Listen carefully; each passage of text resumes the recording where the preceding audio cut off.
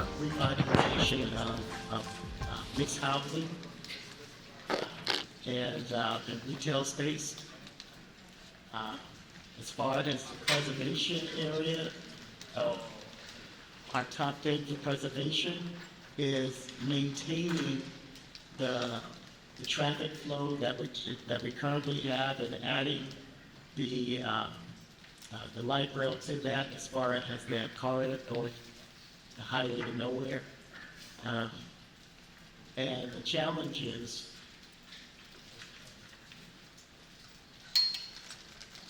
is I would like to add that it's one of the challenges, major challenges, is making sure that we accomplish all of those things without displacing residents and getting rid of our cultural landmarks. So we want development and displacement. Thank you. Now, those are really good. We noted those down. We appreciate you guys. We're going to move to hear from group two of what their opportunities, preservation, and challenges. Hello everyone, my name is Cecilia Gonzalez and I live in Franklin Square. For our opportunity, we have diverse housing opportunities with amenities of rich history and home ownership. For the challenge, we have a lot of fallow land and vacant properties. And for our vision, a thriving community. We'll do the vision after. So just section B. Okay. All right, we'll move to group three. Still part of MLK Boulevard, and people basically know our community because we have the encampments and the people in the middle of the medium strips. What we are envisioning is a community whereas we have some of the necessities that make quality life better in our community, and that they'll have people that are on the corners, the drug addicts and the panhandlers, that they will get the services they need, but the community, in order for us to sustain and not continuously bleed, Baltimore is bleeding homeowners and they're leaving, is that we have to bring in the needed services, the quality of, and address the quality of life issues. So I propose that that corner of MLK and Franklin and Mulberry be a Walmart, a super Walmart.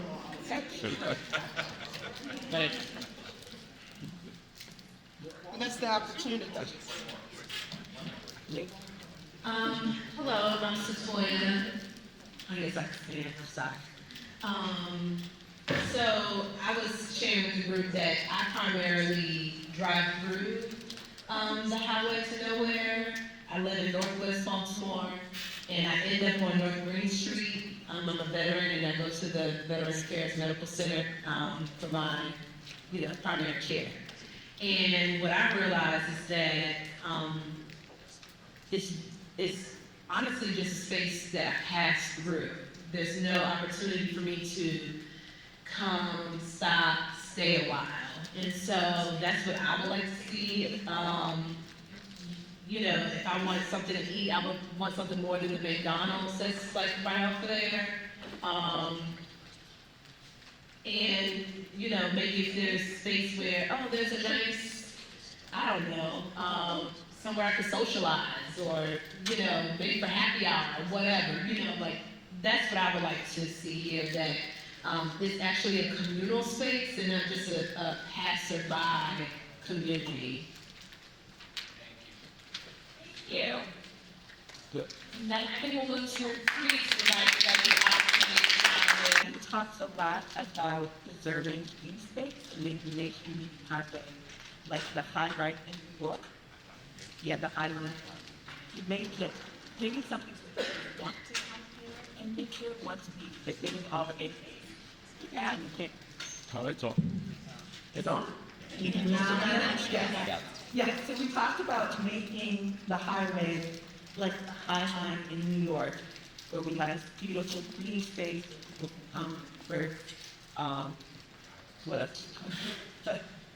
What about China? Oh, a challenge? Yeah, reconnecting Fremont, talked about reconnecting Fremont and like the kids the crossing. Cross over at Fremont and go across the highway late at night. And the vacant land, the best use of the vacant land, infill the tops of the all the free space and community asset. Oh, that, this lots of business, the search stations, the grocery stores, restaurants, make it a place where people come and go shopping, watch the state for the day, Great. Thank you.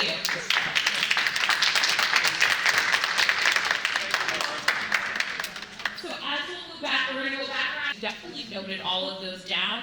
So we asked that in the report out, we just talk about maybe two similarities that folks may have wanted to see in their sort of vision of what the corridor will look like, and then one different, maybe something that folks didn't necessarily agree on, and will need continual work. So we'll start back with group one here.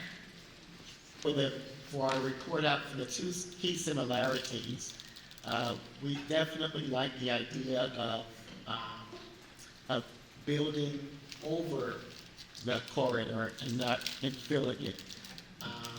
And that way we could build structures over that area, we could have green space over that area, we could do all that stuff above it and still maintain the traffic flow from one location to the next. And so that's our thing. One of the differences was whether we would maintain the traffic flow as cars plus the light rail or just the light rail. Thank you. We'll go ahead and move to group two to give us the same, one of the similarities and sort of. Walk around the area. There were ideas of maybe doing the park area under where I guess currently the streets are. I don't think we agree on exactly how, and also there was ideas of solar paneling, like really bringing solar strongly, and we had big thoughts about that because of how much solar, how much space that would occupy. But definitely there was agreement, I think, on the green walking kind of space accessibility. I remember like tree canopy, just bringing back some of the tree canopy. And just one thing I would say is that we talked for a long time about just the way things used to be and how much has been lost, and the desire to bring a lot of those things back. That, like for me, I would just say amenities, like all the amenities that we want to enjoy nearby.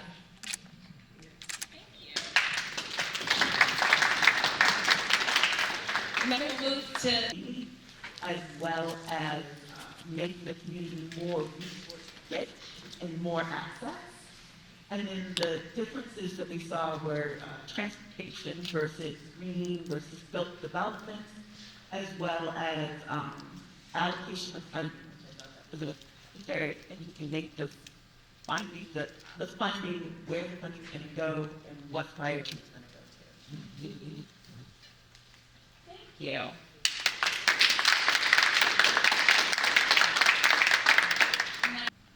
Some of us hear from more of us, but the big thing that I take away from this process is that we need to slow down people who are passing through this square at breakneck speeds, and give them a reason to do so, give them something to stop for.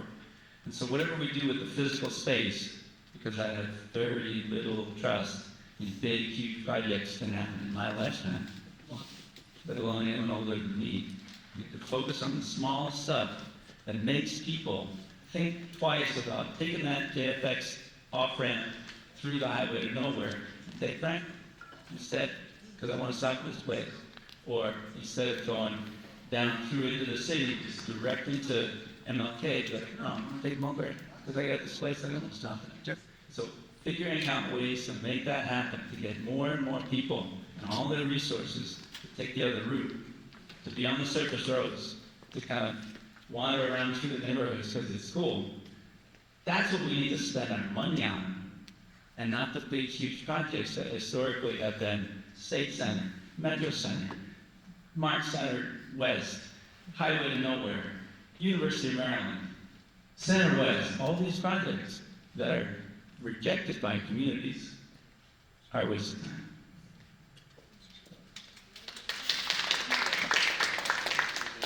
I think that was part of the discussion too about whether or not it's the either or situation, because I think there are some people who are looking at this as a larger scale project, but some of the things, especially regarding the light rail, could be a catalyst for doing exactly the kind of things that it's talking about.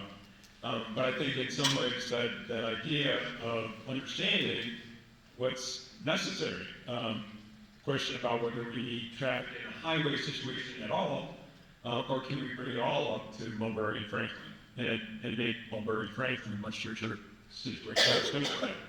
But I think overlaid with that is the idea of the light rail and the MARC trade, but the timeline for all of these things, as Steve points out, is pretty long. So I think there's got to be a lot of other discussion for the either. Forget about the funding, y'all. Can you also highlight another point that makes Scott? He also mentioned that oftentimes these developments take place in this corridor, and then they kind of isolate themselves, and they're not very inclusive, and, they kind of wall themselves within the community. And so I just wanted to make sure I wanted that point to be heard as well. So yeah, there's development, but then you put a wall around yourselves and you're not really connected to the community in which you're now invading, I guess, for lack of better words.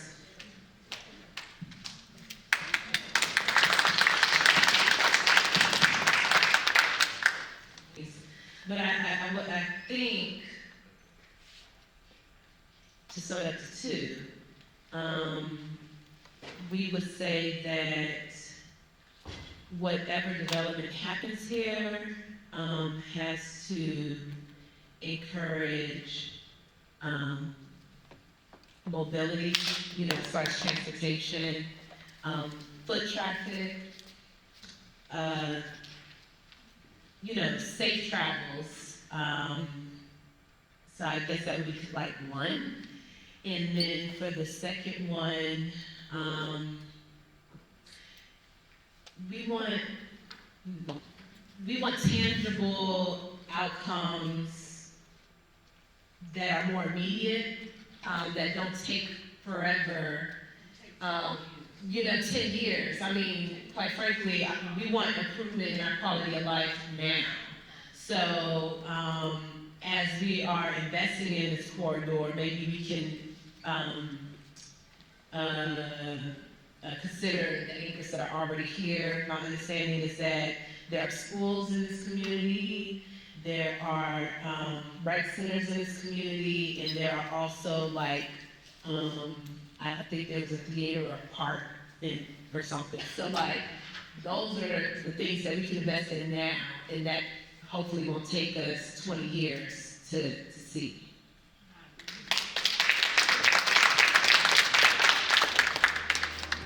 So before we bring our workshop this morning to close and I pass it back to Stu, I just want to know